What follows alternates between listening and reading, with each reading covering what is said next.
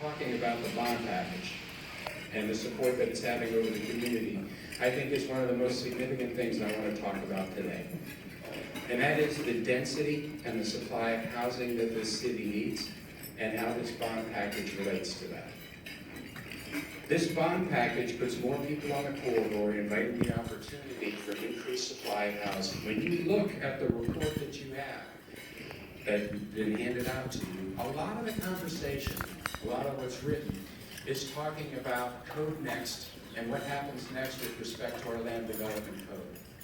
Because it is critical in this city that we develop enough housing supply in order to get some equilibrium with housing demand, or we will never have an affordable city. Because when people talk about affordability in this city, what they're talking about primarily is the cost of housing.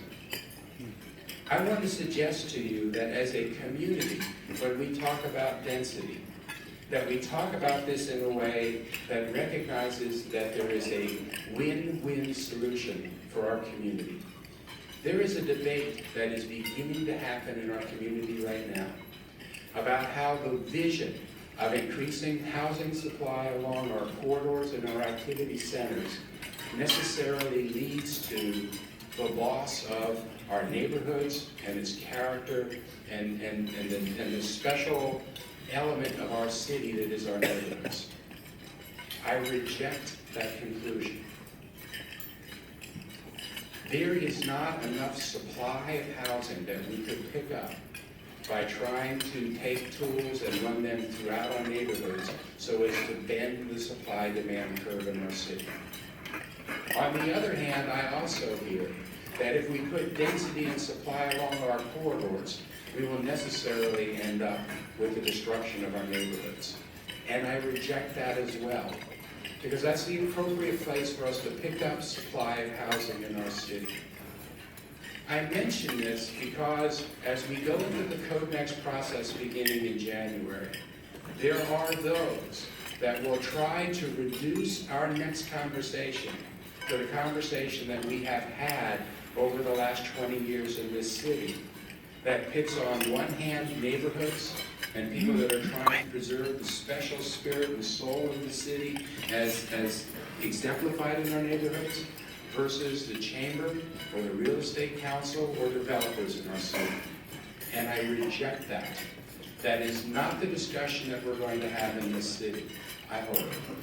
Because I think that we have a unique opportunity to work forward and together as a community, as a single community, in a way that gives us the supply and density that we need along the corridors, but still protects our neighborhood.